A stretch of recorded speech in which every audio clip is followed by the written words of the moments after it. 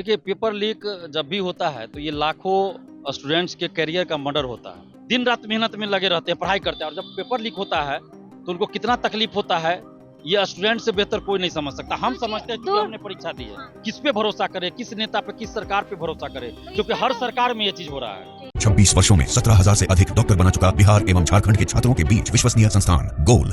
नमस्कार, आप देख रहे हैं सच टॉक्स और मैं हूं आपके साथ श्वेता मिश्रा। इस वक्त हमारे साथ छात्र नेता दिलीप कुमार हैं और दिलीप कुमार से जानते हैं कि आए दिन जो युवाओं के भविष्य के साथ जो खिलवाड़ हो रहा है। दरअसल आपको बता दें कि जिस तरीके से बच्चे एग्जाम देते हैं, फॉर्म फिलअप करते हैं और वहीं फॉर्म भरने के बाद वो अपना पेपर देते हैं, लेकिन वहीं पेपर देने के बाद उन्हें पता चलता है कि पेपर तो पहले से लीक हो गया है। आपको बता दें कि कई सारे बच्चे जो होते हैं काफी दूर दराज से आते हैं, कई महीनों से, कई सालों से अपने परिवारों से दूर रहकर वो उसकी तैयारी करते हैं, लेकिन उसके बाद जब उन्हें पता चलता है कि पेपर लीक हो गया है तो उन बच्चों के ऊपर उस वक्त क्या गुजरती होगी। और वहीं इस पूरे मामले पर इस वक्त हम छात्र नेता दिलीप कुमार से बात करेंगे और उनसे जानते हैं कि वो इस मामले पर क्या बोलना चाहते हैं। देखिए, पेपर लीक जब भी होता है तो ये लाखों स्टूडेंट्स के करियर का मर्डर होता है। कितनी मजबूरी में लोग पढ़ाई करते हैं, घर से बाहर रहकर कितना कितना किलोमीटर दूर रह रह कर पढ़ाई करते हैं लॉज में।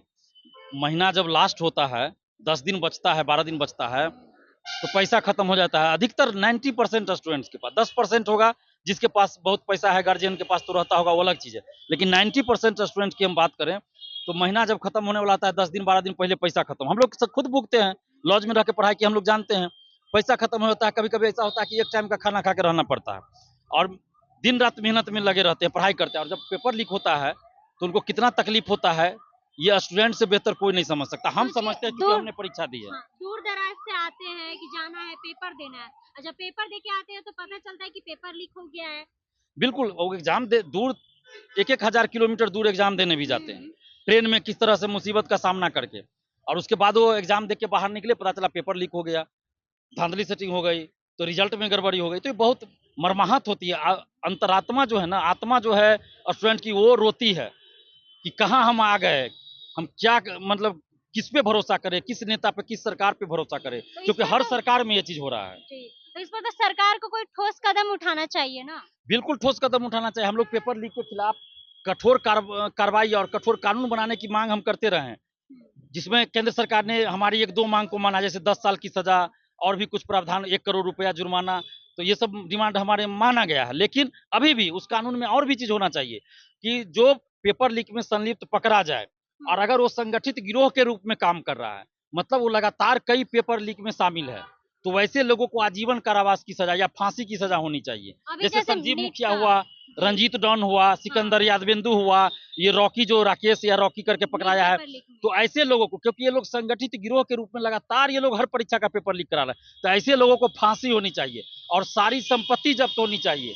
और जो अभ्यर्थी ऐसे मामलों में संलिप्त पाया जाए उसको 5 साल 10 साल के लिए प्रतिबंधित किया जाए, और अगर कोई जॉब में है तो उसको जॉब से बर्खास्त किया जाए, तब जाकर पेपर लीक रुकेगा और राजनीतिक संरक्षण बंद हो। ऐसे लोगों को कोई भी राजनीतिक पार्टी अगर चुनाव में टिकट देती है, उस राजनीतिक पार्टी की मान्यता समाप्त हो। और सबसे अच्छा होगा एक कानून बना दे केंद्र सरकार कि ऐसे लोग चुनाव ही नहीं लड़ सकते हैं, और ऐसे लोगों के परिवार को अगर कोई पार्टी टिकट दे तो उस पार्टी पे कार्रवाई हो, उसका मान्यता रद्द करे चुनाव आयोग। देखिए, तुरंत रुक जाएगा पेपर लीक। लेकिन पेपर लीक में क्या है, यहाँ बिहार में विधानसभा में चिराग पासवान जी टिकट देते हैं, बड़े बड़े नेताओं का संरक्षण प्राप्त है। अब देखिए ना, सिकंदर यादवेंदु हो, संजीव मुखिया और रंजीत डॉन हो, बड़े बड़े राजनीतिक पार्टी नेताओं का संरक्षण इन लोगों को मिल रहा है, तो कैसे कार्रवाई होगी। तो जैसा कि जो पेपर लीक करवा रहे हैं उन लोगों के ऊपर बड़ों का हाथ पहले से ही है, राजनीतिक लोगों का हाथ उन लोगों के ऊपर है। देखिए, ये लोग जो सेटर होते हैं ना, जो कोचिंग शिक्षक भी कुछ इसमें है जो सेटिंग में रहते हैं, तो ये लोग क्या करते हैं, बड़े बड़े नेता से जाके संपर्क करते हैं और पैसा पहुंचाते, करोड़ों रुपया पहुंचा दिए एक एग्जाम में पेपर लीक कराने से पहले, ताकि अगर हम फंसे तो ये हमको बचा ले। सत्ता पक्ष विपक्ष सबको ये लोग कॉन्टेक्ट में रहते हैं, पूरा सेटिंग रहता है कि हम फंसे तो हमको ये बचा ले, और वही होता है, बचा ले जाता है, और नेता लोग को पैसा मिल गया, वही पैसा का अपना इस्तेमाल चुनाव में करते हैं। भविष्य से खिलवाड़ करके क्या मिल रहा है? इन लोग को पैसा मिल रहा है। ये लोग अपने परिवार सगे संबंधी को ऑफिसर बना रहे हैं, डॉक्टर बना रहे हैं, उसके बाद पैसा कमा रहे हैं, बड़ा बड़ा अपार्टमेंट बना रहे हैं, होटल खरीद रहे हैं, रेस्टोरेंट बना रहे हैं, विधानसभा में टिकट मिल रहा है। तो इस पर ठोस कदम क्या उठाएंगे जिसके बाद ये पेपर लीक के मामले बंद होंगे? ठोस कदम मैंने अभी कहा कि कानून में किस तरह से होना चाहिए, और ईमानदार ईमानदार संघर्षशील युवाओं को राजनीति में जाना पड़ेगा, सांसद बनना पड़ेगा, विधायक बनना पड़ेगा, ताकि वहां आवाज बुलंद कर सके। आज बिहार विधानसभा में देखिए कोई है, सत्ता पक्ष हो या विपक्ष, हम तो 8-10 साल से देख रहे हैं, कोई भी नेता पेपर लीक पे बोलने वाला नहीं है, सत्ता पक्ष हो या विपक्ष हो, क्योंकि सबके पास पहुंच जाता है। तो क्यों नहीं बोलता है कोई भाई? विपक्ष में रहने पे भी नहीं बोलता है। ऐसे ऐसे बड़े बड़े शिक्षा माफिया को बचा लिया जाता है। तो अब ईमानदार युवाओं को, संघर्षशील युवाओं को राजनीति में जाना चाहिए। अच्छा, तो जो अनशन करते हैं बहुत सारे युवा मिलके, उससे कुछ लगता है कि कुछ फायदा होता है? देखिए जरूर फायदा होता है। जैसे हम लोग बिहार में किए, TRE 3 पेपर लीक कराने के लिए हम लोग ने जब आह्वान किया आंदोलन का, तो परीक्षा रद्द हुई। सिपाही भर्ती का परीक्षा रद्द हुआ। उसके बाद आप BPSC सिविल सेवा का पेपर लीक हुआ था, तो उस पर हम लोग आंदोलन का आह्वान किए, तो परीक्षा रद्द कर दी गई।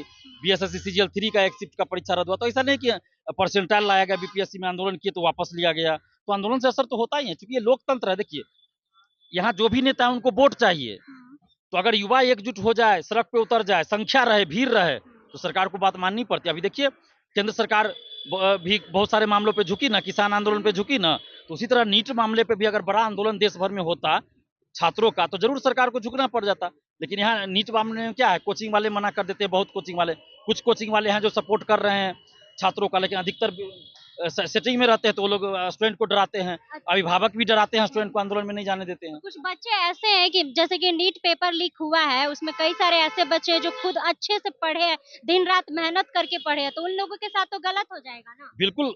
देखिए गलत, जो अच्छा से एग्जाम दिए हैं उनके साथ तो गलत हो ही रहा है ना। जो पेपर लीक कराकर 720 में 720 ला रहा है, उसके सामने तो नहीं टिक रहे हैं।